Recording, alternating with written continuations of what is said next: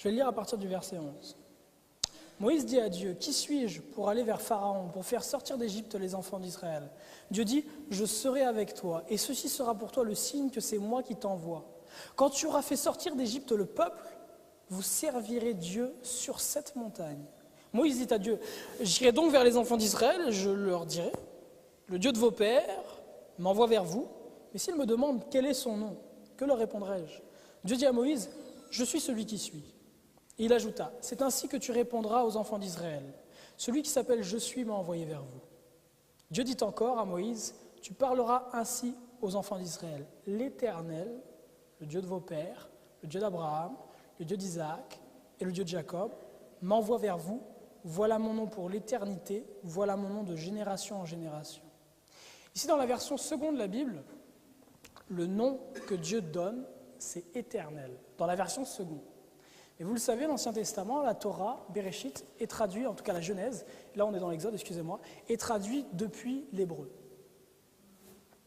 Et second, lorsqu'il a traduit ce passage-là, a traduit le nom de Dieu, l'a translittéré, ou en tout cas a mis à la place du nom de Dieu Éternel. Éternel n'est pas le nom de Dieu, c'est une qualité de Dieu. Il est éternel, il échappe au temps et à la matière, il est au-dessus de tout ça. Lorsque vous allez dans l'hébreu, dans le texte hébreu, et que vous regardez aux lettres qui sont à la place d'éternel dans l'hébreu, aux lettres qui sont ici juste en dessous, ce qu'on constate, c'est qu'il y a 4 consonnes.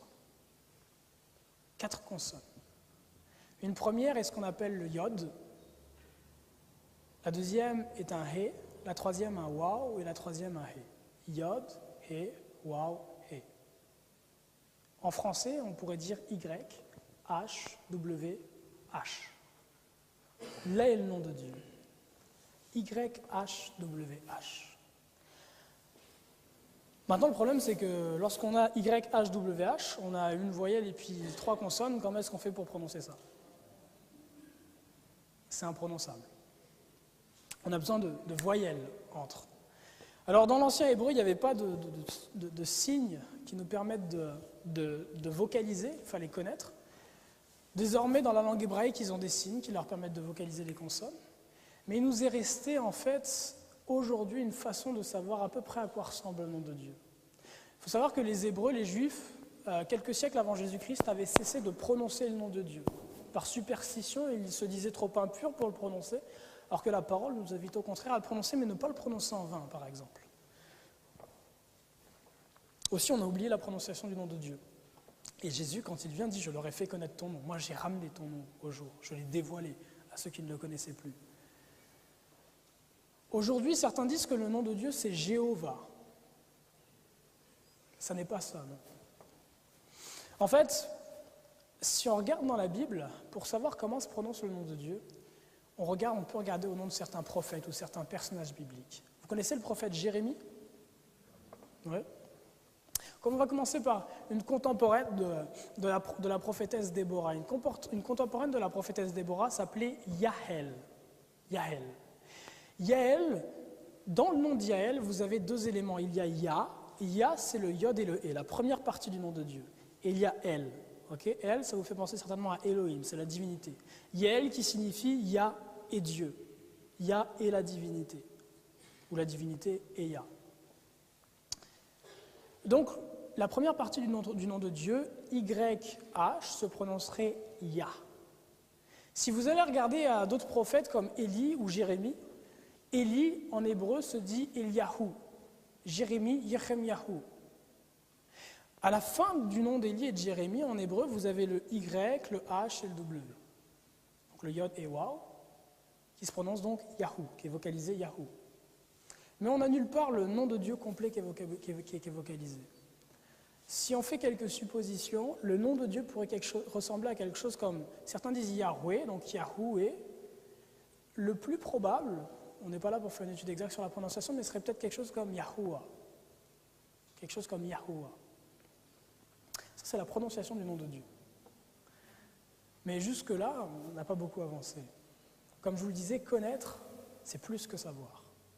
C'est expérimenter. Prenez avec moi le psaume 119, verset 5.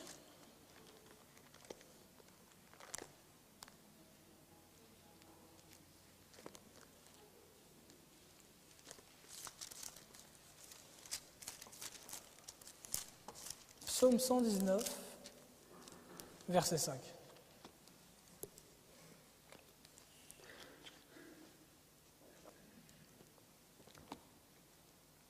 Non, Psaume 119, verset 55.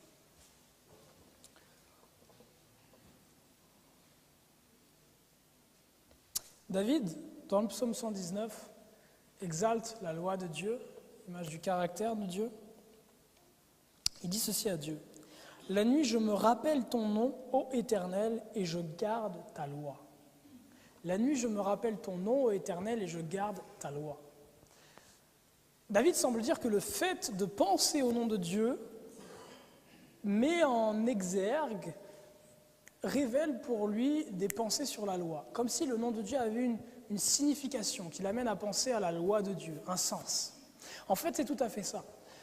En hébreu, chaque lettre de l'alphabet a une signification, une symbolique et une valeur numérique, ce que vous n'avez pas en français. Si je vous dis le A, par exemple, ça symbolise quoi? C'est un A. C'est à quelle valeur? C'est un A. Un A, c'est un A. En hébreu, c'est totalement différent. Prenez la lettre L en hébreu. La lettre L se dit lamed. Le lamed en hébreu, qui est l'équivalent de la lettre L, a une valeur numérique et a aussi une signification symbolique. Le lamed, l'image du lamed, c'est ce qu'on appelle le pic à bœuf. Vous connaissez ça, le pic à bœuf? Quand on pique les fesses du bœuf pour qu'il avance, vous savez? Et avec le pic à bœuf, on dirige le bœuf. On le dirige à gauche, on le dirige à droite ou tout droit. Donc le lamed qui est symbolisé par le pic à bœuf renvoie à une idée de guider, de guidance, d'enseigner, de discipliner. Le lamed renvoie à cette symbolique-là d'enseignement et de discipline. D'ailleurs, petite parenthèse, c'est intéressant de voir que dans la pensée hébraïque, celui qui enseigne n'est pas devant, mais il est derrière. Il vous pousse. Et donc, ça c'est pour le lamed. Et chaque lettre de l'alphabet a des valeurs comme ça.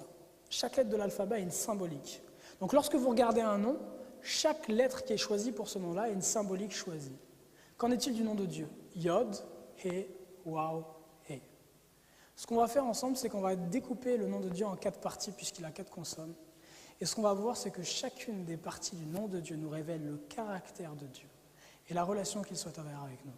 Chacune des parties du nom de Dieu. La première lettre du nom de Dieu, c'est le Yod. Le Yod en hébreu,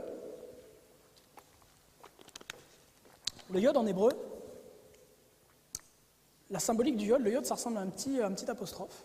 Et le Yod en hébreu renvoie à l'idée de la main. Le symbole du Yod, c'est la main. La main. La main. Si on prend le psaume 19, verset 5, psaume 19, verset 5, les cieux et l'étendue manifeste l'œuvre de tes mains. L'étendue manifeste l'œuvre de tes mains. Le Yod qu'on trouve dans le nom de Dieu, dans le début du nom de Dieu, c'est la main du Créateur. Lorsque vous regardez dans Genèse, que vous allez dans Genèse et que vous regardez les premiers chapitres de Genèse, notamment Genèse chapitre 1, Dieu crée le monde, il crée l'univers. Et si vous regardez du verset 1 du chapitre 1 jusqu'à la fin, il est dit à chaque fois, Dieu dit et la chose fut. Dieu dit et la chose est. Il va dire qu'il y ait de la lumière et la lumière fut. Il va dire qu'il y ait une étendue qui sépare les eaux du dessus des eaux du dessous. Et il va créer cette étendue-là et il va l'appeler firmament. Il va dire qu'il y ait des oiseaux qui volent dans le ciel et des poissons dans la mer, qu'ils se multiplient, etc. Dieu dit, il dit, il dit et la chose est. Et il arrive un moment, dans Genèse chapitre 1, dans ces premières paroles de la Bible, où on arrive au verset 26 et où Dieu dit ceci. Faisons l'homme à notre image, selon notre ressemblance, et qu'il domine sur les poissons et les oiseaux du ciel. Verset 27, il est dit Dieu créa l'homme à son image. Chapitre 2, verset 7, il est dit Dieu forma l'homme de la poussière de la terre. Le Yod, c'est la main du Créateur. Dieu dit et la chose est. Il dit pour les oiseaux, il dit pour les poissons, il dit pour la lumière, il dit pour toutes ces choses et la chose est. Mais quand vient le moment de créer l'homme, Dieu ne dit pas simplement, il dit aussi faisons. Dieu s'implique. Il s'implique.